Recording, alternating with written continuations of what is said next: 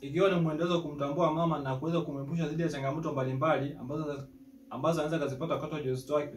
Leo tumtazame mama ambaye atakuwa na mimba ya mwezi mmoja mpaka miezi miwili, namna ambavyo mabadiliko yanatokea katika ujauzito wake, namna ambavyo mama anaweza akawa salama kipindi chote. Kama ilitokea ulikosa madarasa haya na kuweza kupata vitu ambavyo mama anapaswa kujiandaa navyo pale ambapo anatamani kupata ujauzito, lakini baada ya kupata ujauzito, ni vitu gani ambavyo mama anapaswa kuwa navyo makini? Inawezekana wewe ukawa ni mwenza wake, inawezekana ni mtumishi wa afya. Ni vitu gani ambavyo mama anapaswa kuwa navyo makini pale ambapo anatamani kupata ujauzito, lakini baada ya kupata ujauzito. Lakini leo baada ya mama kupata ujauzito, tumtazame vitu ambavyo vinaweza vikajitokeza wakati wa ujauzito wake. Mabadiliko ambayo mama anakumbana nayo wakati wa ujauzito wake. Namna gani ambavyo mama anaweza akawa salama kivyovyote, namna gani ambavyo mama anaweza kujilinda dhidi ya mabadiliko haya. Mabadiliko haya yanawezekana yakawa ya kawaida na mabadiliko haya yanawezekana yasiyo ya kawaida. Hii yote inaweza kutokea kwa hatarisha afya ya mama, au mama akawa anajisikia hali ambayo sio ya kawaida. Mama akajisikia upweke, au mama akajisikia hali ambayo haipendezi nayo kwa kipindi chote.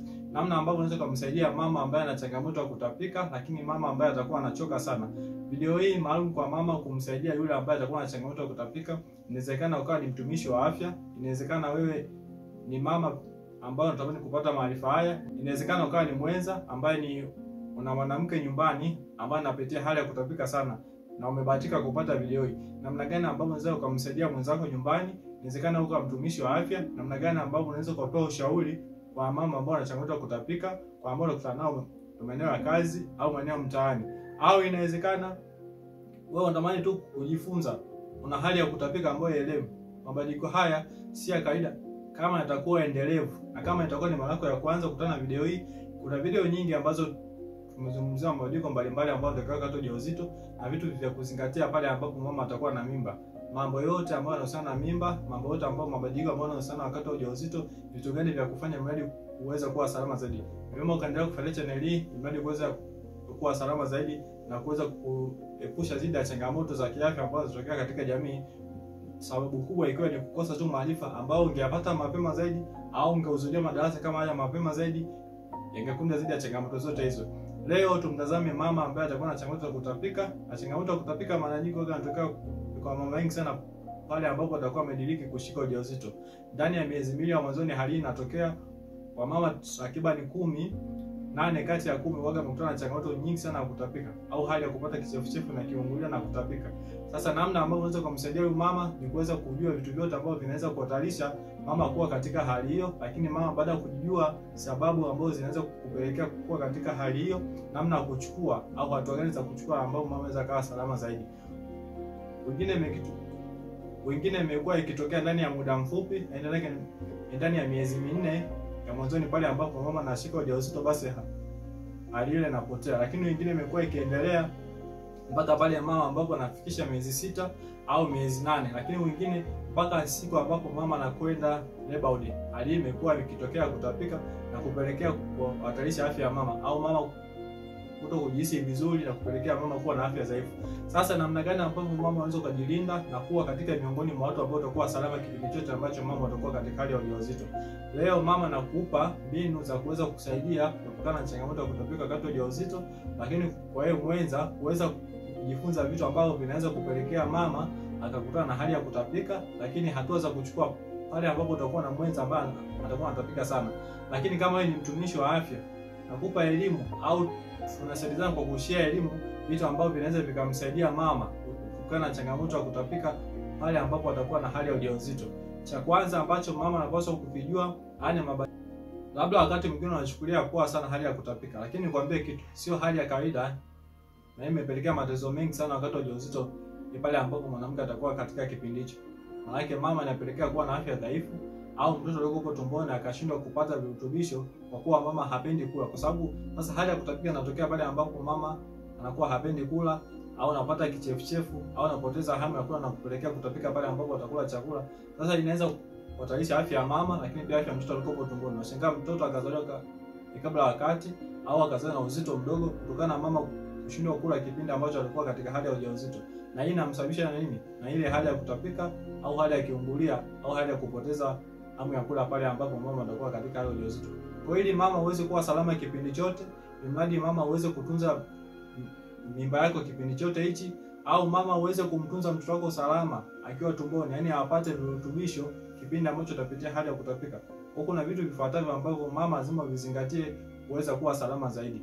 Hali ya kwanza au mbinu ya kwanza ya kuifanya ni kuepuka mazingira yote ambayo yanaweza kupelekea mama kukutana na changamoto ya kutapika mara kwa mara. Hii itakufanya nini? Hii itakufanya wewe kuwa na kupata muendelezo wa hamu ya kula, kwa sababu labda ukutana na kile kitu napelekea wewe kupata kutapika au kupoteza hamu ya kula au kujisi kutema mate sana. Unapoepukana na yale mazingira, mama utakuwa salama zaidi. 2, mama epuka kula vyakula vyenye mafuta. Vyakula vyenye mafuta vinapelekea sana mama kupata kichefuchefu na kupelekea mama kupoteza hamu ya kula, lakini mama kupelekea kutapika zaidi. Sasa namna ambayo unaweza kujilinda na mama kupata hamu ya kula na kupigana na hali ya kichefuchefu kipindi chote hichi ni pale ambapo mama utapunguza hali ya kula mafuta au kula vyakula vyenye mafuta vingi sana au vyakula vya viwandani ambavyo unafikiri vina mafuta sana. Kwa hiyo mama utakuwa salama kwa kupigana na changamoto ya kukosa hamu ya kula na kutapika kwa kuepuka vyakula vyenye mafuta. 3, mama kuweza kutumia vidonge ambavyo unapewa kliniki. Ni vidonge ambavyo huwa tunashauri mama kuweza kutumia kabla pale ambapo anakuwa hajapata ujauzito, lakini baada ya kupata ujauzito. Na hii itaisaidia mama kuepukana na changamoto zote ambazo anazipata. Inaweza ikatokea mama ukawa na meza asubuhi na kukuletea shida, lakini namna ambavyo mama unaweza ukawa salama au namna ambavyo mama unaweza kujilinda na changamoto zote hizi ni pale ambapo mama utafanya maamuzi ya kumeza hivi vidonge mapema zaidi, au pale kabla ya kuanza kupata ujauzito.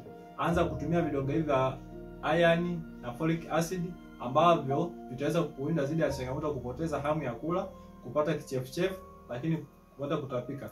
Anza kwa kutumia mapema zaidi kabla ya kupata ujauzito. Lakini kama imetokea tayari sasa hivi unapitia hali ya ujauzito na haujaanza kutumia, basi vyema ukaanza kutumia. Hii itaongeza madini, itaongeza virutubisho mwilini ambavyo vitakuwa msaada kwa kuweza kuepukana na changamoto ya kutapika mara kwa mara. Lakini cha 4, tunashauri mama kuweza kufanya mazoezi mara kwa mara. Mazoezi haya yatakufanya mama kuongezea njaa au kupata hali ya kutamani kula zaidi, kwa sababu baada ya kufanya mazoezi utaishiwa nguvu, utatamani kupata kitu ambacho kitaweza kuongeza mwili wako au kuweza kupata nguvu, kujenga mwili na kuwa yenye afya zaidi. Kwa hiyo tunashauri mama uweze kufanya mazoezi mara kwa mara kwa kipindi hicho ambacho mama atakuwa anapitia hali ya kutapika au hali ya kiungulia ambacho atakuwa nacho. Tunashauri mama kupata chakula hichi kwa mfumo wa kimiminika ambavyo vitakuwa na hali ya uchachu ambao utapikana na hali ya kupata kichefuchefu na hali ya kutapika moja kwa moja. Lakini tutamshauri mama kuweza kutumia tangawizi wakati ambapo ana hali ya kiungulia au kichefuchefu, lakini pia inapelekea kutapika. Tumia tangawizi mara kwa mara, utapikana na hii hali. Kingine ambacho tunashauri mama kupata kula kidogo lakini mara kwa mara. Maana yake mama usipate muda mchache wa kula chakula kingi sana au vyakula vyote ambavyo unatamani kula basi ule kwa mara moja. Jitahidi mama kula kidogo lakini kula ndani ya muda mrefu zaidi. Maana yake utakula kidogo, asubuhi utakula kidogo, saa 4 utakula tena, saa 6 utakula tena, saa ngapi utakula tena. Hii itakufanya mama kuepukana na hali ya kutapika ambayo unakupana nayo wakati wa ujauzito wako. Lakini tunashauri pia mama kuweza kutumia bites au maandazi au vitu ambavyo havina mafuta mengi lakini venye kutafunika ambavyo unaweza ukavishikashika au tunasema vitafunwa. Hii kwa nini tunasema hivi? Hii kwa sababu itakulinda dhidi ya changamoto ya kukaa na tumbo wazi muda mrefu. Hali ya kukaa na tumbo wazi muda mrefu italeta hali ya kichefuchefu ambayo mama utakumbana nayo wakati wa ujauzito wako au hali ambayo unapitia sasa hivi wakati wa ujauzito wako. Hii ni vyema itakusaidia na kukulinda kuwa salama kipindi chote. Lakini kwa wewe mama ambao utajihisi hauwezi kukaa na hali hii au hali hii imekusumbua muda mrefu sana, ni vyema ukamwona daktari. Lakini baada ya kujaribu vitu vyote hivi umeona hakuna matokeo yote ambayo unayapata, ni vyema ukamwona daktari kwa kuweza kuwa salama zaidi. Maana yake hapa nakupa elimu ambayo inaweza kukusaidia au kujisaidia ukiwa nyumbani kuepukana na changamoto zote ambazo mwanamke anaweza kukumbana nazo. Kama utahisi umefanya vitu vyote na vija kusaidia, ni basi unaweza kumwona daktari, kwa sababu utakuwa na hali ambayo sio kawaida na hali ambayo haiwezi kuzuilika kwa haya maarifa ambayo umeyapata.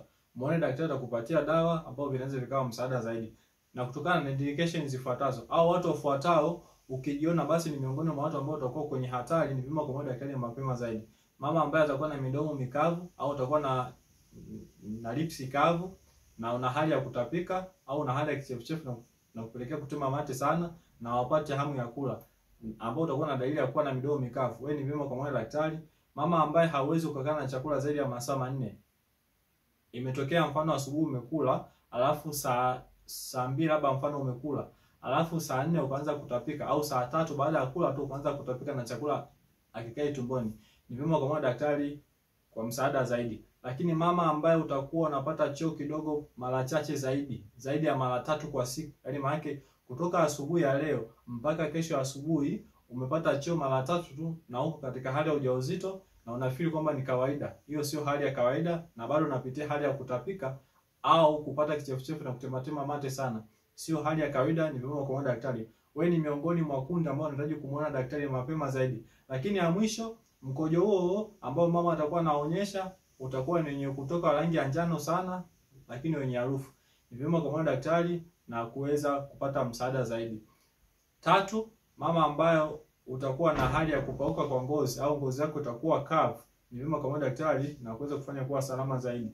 Mwisho, mama ambayo utajisi haongezeki uzito, na kwa sababu moja hapo inawezekana mama ukawa hawapati chakula cha kutosha, na kila unapoenda kupima uzito, au kama utakuwa na mzani wako nyumbani au kuna unatembea barabarani ukaona sehemu kuna mzani na wewe una tabia kupima uzito wakati wa ujauzito wako, utakapoona uongezeke na unapitia hali ya kichefuchefu, ni vyema kumwona daktari na kuweza kufanya kuwa salama kipindi chote. Ani mabadiliko ambayo ni ya kawaida, lakini anapotokea nazidi na ukiwa mama katika hali ya ujauzito, ni vyema kumwona daktari. Lakini kama nimekupa hizi mbinu au nimekupa haya maarifa na kuweza kukutana na hizi changamoto na ukazifanyia kazi ukapata matokeo, ni bora ukaandika kupitia comment hapo chini, au kama unahisi una kitu kingine ambacho nakitumia, inawezekana wewe ni msomi zaidi au na maarifa mengi zaidi ambao unafikiri huwa anatumia pale ambapo mama anapitia hali ya kutapika, andika kupitia comment hapo chini, wengine wapate kujifunza zaidi ili kumwokoa mama zile ya changamoto ya kutapika. Lakini wewe kama utakuwa na maarifa machache,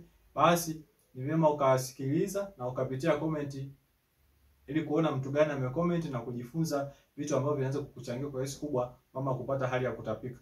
Vema ukawa salama kipindi chote, vema ukawa na afya kipindi chote ambacho mama utakuwa katika hali ya ujauzito, na pale mtoto atakapozaliwa kuweza kuwa salama. Sio mama tu anakuwa salama afu mtoto wako atakuwa na afya dhaifu atakapozaliwa, lakini mama tunamlinda mama na mtoto akiwa tumboni. Endelea kufuatia channel hii kwa kupata maarifa mbalimbali ya kiafya ambayo yanaweza kuwa msaada na kulinda jamii dhidi ya changamoto zote ambazo zinatokea na kuweza kumwepusha mama.